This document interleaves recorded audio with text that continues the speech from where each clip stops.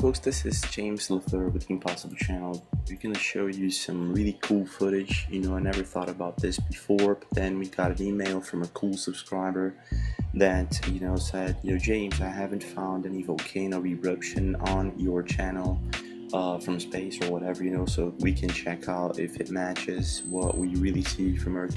And I don't think it does match, but at the same time, how are we going to prove this?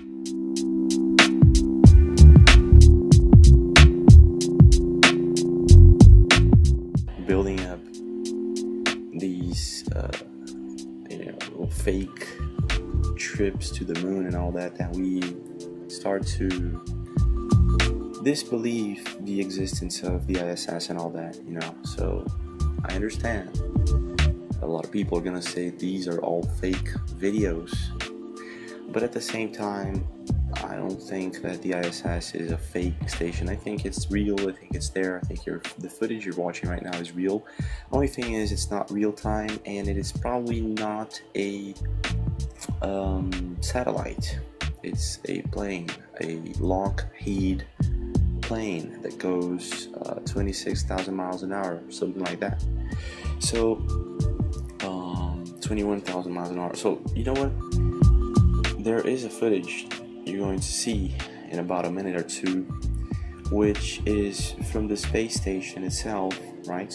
But it's a very different perspective from all of the other perspectives that we've seen until now. We have seen the HD EV videos, right? We've seen the normal videos, okay, and all of those cameras are really cool, but the perspective you're going to see in about a minute or two, this must be spread.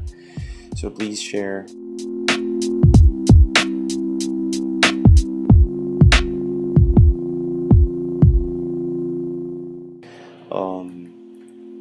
It is going to show something very, very particular, folks.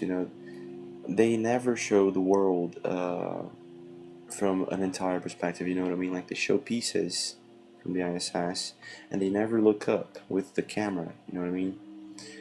So sometimes you do get a glimpse of what the world is, such as this beautiful volcano erupting, but you never get the full glimpse, you know what I mean? Like, you never get the real thing. So the footage that this ISS tour, considered one of the best tours ever, right, is actually going to show you a very different perspective. But I want you to pay attention how they do not show up, they don't look up. They never pick up the camera, start taping and just look up with the camera. Never, ever.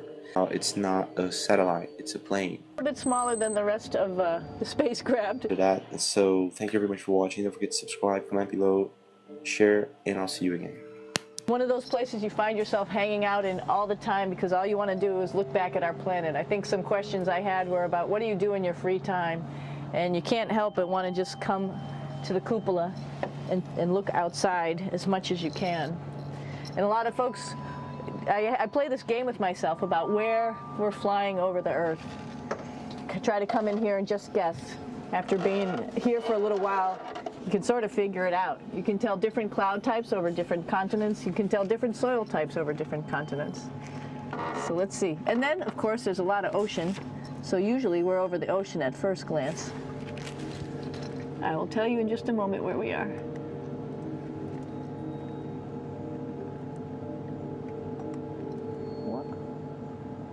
There we go. Oh, right now we are right over Africa. It's a little bit cloudy, as you can tell, but we're right over the continent of Africa. Hey, what's that?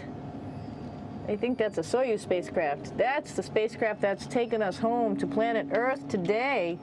Oh my gosh. We might have to go take a look at that. That's pretty cool. It's a little bit smaller than the rest of the spacecraft, the space station, so you'll see if we go there, it'll be a little bit more crammed.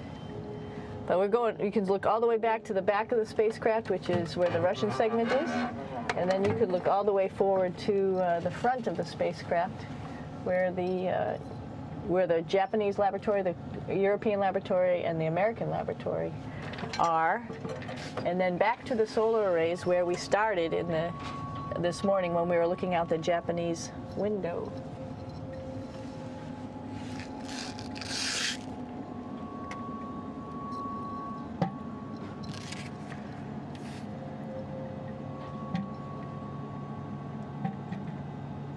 So other questions that were here are, what would you recommend as a job, if so, and to what type of person would want to be an astronaut? I think people who would like to explore. Of course, people who like math and science, that's what this is all about. We have people in the office who are doctors, teachers, veterinarians, engineers, pilots. So all sorts of people become astronauts. And I think if you see, it's just sort of cool. So.